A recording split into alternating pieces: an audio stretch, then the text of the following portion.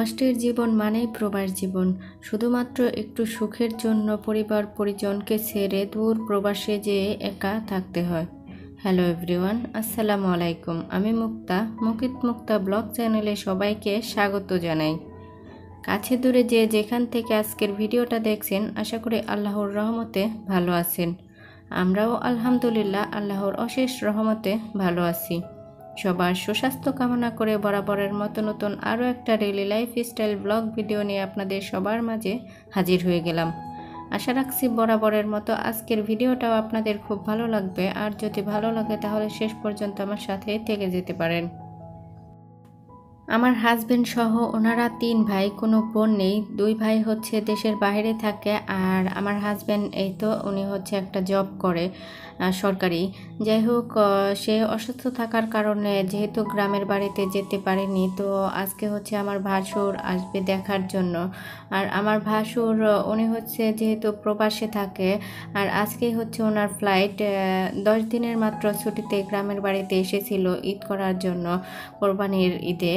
তো ভাইকে দেখার জন্য আজকে হচ্ছে আমার মা, শাশুড়ি মা আর শ্বশুর আব্বা সহ ভাসুর আমার বাসায় বেড়াতে আসবে। যেহেতু অল্প কিছুক্ষণের জন্য আসতেছে বাসায়, সেই জন্য আমার মেজো যাকে আর আনেনি, শুধু মা বাবা আর মেজো ভাসুর ওনারা 3 জনই এসেছে। আসলে ওনাকে 3:30টার মধ্যে এয়ারপোর্টে থাকতেই হবে। তো আমার বাসাতে এসে অল্প কিছু সময় থেকে খাওয়া দাওয়াটা করে তারপরে হচ্ছে বের হয়ে যাবে। আমার 2 ভাসুরই আমাকে ওনাদের ছোট বোনের মতো স্নেহ করে। আসলে আমার হাজবেন্ড হচ্ছে ছোট, আর 2টা ভাসুরই বড়। ওনাদের যেহেতু কোনো বোন নেই, আমাকে ওনাদের বোনের মতো স্নেহ ভালোবাসে। আর ছোট বোন হিসেবে আমিও ভাইদেরকে অনেকটা শ্রদ্ধা ভক্তি করার চেষ্টা করি আমি আমার সাধ্য মতো। যাই হোক, এই যে এখানে বারান্দা থেকে যে কাপড়গুলা তুলে এনেছি, তো সেগুলো এখন ভাঁজ করে ওয়ার্ড্রপে সুন্দর করে গুছিয়ে রেখে দিচ্ছি। সকালে নাস্তা করে এরপর বাকি অন্যান্য কাজকর্ম মোটামুটি একটু রান্নাঘরে গুছিয়ে নিয়েছি। এবার বেডটাকে প্রথমে গুছিয়ে আবার বাকি যে রান্নাগুলো আছে সেগুলোও কমপ্লিট করে নেব। আসলে রান্নাঘরে গেলে আবার বেডরুমে আসতে অনেকটা সময় লেগে যাবে, তো সেই জন্য আমি চাইছিলাম যে বেডটাকে সুন্দর করে গুছিয়ে এই পাশটা পুরোপুরি ক্লিয়ার করে তারপরে হচ্ছে রান্নাঘরে যাই। আর রান্নাঘরে গেলে তো অনেকটা সময় লেগে যায়, এটা আমার না শুধু প্রায় সবারই। আসলে অনেক কিছু রান্নাবাড়া করারও আছে। আর আমার বাসাতে গ্যাসের লাইনে একটু প্রবলেম দেখা দিচ্ছে। 11টার পরে আর গ্যাস সেই রকম মানে অনেকটা স্পিডে থাকে না। তো সেই জন্য আমি চাইতেছি যে রান্নাবাড়া যেন আমি তাড়াতাড়ি আগে ভাগেই কমপ্লিট করে রেখে দিতে পারি, মেহমানরা এসে যেন কোনো প্রকার মানে ঝামেলায় পড়তে না হয় আমাকে। এই তো বেডটাকে এবার সুন্দর করে গুছিয়ে নিয়েছি। এরপর হচ্ছে আরও কিছু মাছ মাংস এগুলো বের করে নিচ্ছি, কারণ আমার শ্বশুর সে হচ্ছে পোলাও খায় না, ভাত মাছ এগুলাও রান্না করব, তো সেগুলো ভিজিয়ে রেখে দিতে আমার মনেই ছিল না। যাই হোক, এখন বের করে আগে ভিজিয়ে রেখে দিচ্ছি, আর এরপর হচ্ছে বাকি রান্নাগুলাও কমপ্লিট করে নিচ্ছি। এখানে এই যে মুরগির রোস্টগুলা আমি ভালো করে ভেজে তুলে রেখেছি, আর পটলগুলা ভাজি করব, তো সেই জন্য কেটে ধুয়ে পরিষ্কার করে রেখেছি। এবার মশলা দিয়ে ভালো করে মাখিয়ে পটলগুলাকেও ভাজি করে নিচ্ছি। যারা এই পর্যন্ত আমার ভিডিওটা দেখেছেন এখনও একটা লাইক দেন নাই, তো প্লিজ একটা লাইক দিয়ে দিবেন। আর যদি বেশি ভালো লেগে যায় আমার এই ছোট্ট চ্যানেলটাকে সাবস্ক্রাইব করে আমার পাশেই থেকে যেতে পারেন। আর যারা অলরেডি আমার চ্যানেলটাকে সাবস্ক্রাইব করে পাশে আছেন তাদেরকে জানাই অসংখ্য অসংখ্য ধন্যবাদ।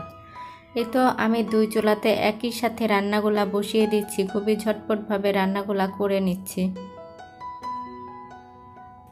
রান্নাগুলা করতেছিলাম আর মনে মনে ভাবতেছিলাম কত তাড়াতাড়ি যেন আমার রান্নাগুলা শেষ হবে আর কখন যে মেহমানগুলা চলে আসবে। তো যাই হোক, আলহামদুলিল্লাহ আমি রান্নাবাড়াগুলা মেহমান আসার আগেই কমপ্লিট করতে পেরেছি, কারণ যেহেতু আমি ভয়েসটা পরে দিয়েছি সেই জন্যই কথাগুলা বললাম। আর এখানে মুরগির রোস্ট রান্না করব। তো রান্না করার জন্য আমি সব কিছু আগের দিনই প্রস্তুত করে রেখেছিলাম। এখানে এই যে ব্লেন্ডারে ব্লেন্ড করে পেঁয়াজ, তারপরে কাজু বাদাম, কাঠবাদাম এগুলা হচ্ছে আগের দিনই ব্লেন্ডারে ব্লেন্ড করে হচ্ছে আমি ডিপ ফ্রিজে রেখে দিয়েছিলাম। এখন বের করে সরাসরি দিয়ে দিয়েছি। আর এখানে আমি রেডিমেড রোস্টের মশলা সেইটাই দিয়ে পুরো রান্নাটা কমপ্লিট করে নেব। আর এদিক থেকে হচ্ছে আমার পটল ভাজিটাও করে নেওয়া হয়ে গিয়েছে।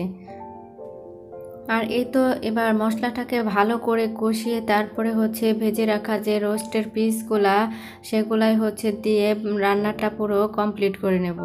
আর এই রান্নার মধ্যে আমি কোনো পানি ইউজ করব না, শুধু দুধ দিয়ে এই রান্নাটা কমপ্লিট করে নেব।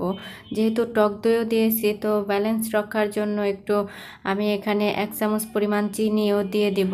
আর সবশেষে একটু ঘিও দিয়ে দিচ্ছি। পোলাও কিংবা রোস্ট যাই হোক না কেন এগুলার মধ্যে একটু ঘি দিলে না তার সেন্ট কিংবা খাবারটার রুচিটাই অন্যরকম হয়ে যায়। আর শেষ পর্যায়ে আমি এখানে একটু পেঁয়াজ বেরেস্তা দিয়ে তারপর নামিয়ে নিচ্ছি। আর এই পাশ থেকে একটু মিষ্টি আইটেম করার জন্য আমি একটু দুধ জাল করে নিচ্ছি ঝটপটভাবে। এখানে আমি যে পায়েসটা রান্না করব তো সেটা করার আর টাইম নেই, তো এখানে সেমাইটাই রান্না করে নিচ্ছি। আর আমি এখানে যে দারুচিনি তারপরে এলাচি দিয়েছি তো সেগুলা তুলে উঠিয়ে নিচ্ছি। যেহেতু অনেকটা সময় থাকলে ঘ্রাণটা আরও বেশি কড়া হয়ে যাবে, আর ওই অত কড়া ঘ্রাণ খেতে কিন্তু বেশি ভালো লাগবে না। যাই হোক এই যে একটু কাজু বাদাম, কাঠবাদাম দিয়ে সুন্দর করে পরিবেশন করে নিচ্ছি। আর এরপর হচ্ছে আমার পোলাও রান্নাটাই শুধু বাদ, আর ভাতটা রান্না করা বাদ। এই দুটা রান্না হয়ে গেলে মোটামুটি রান্নাগুলা কমপ্লিট হয়ে যাবে। যাই হোক এই যে এখানে হচ্ছে আমি পোলাওটাও রান্না করে নিচ্ছি, আর পাশের চুলাতে হচ্ছে ভাতটাও একই সাথে বসিয়ে দেব।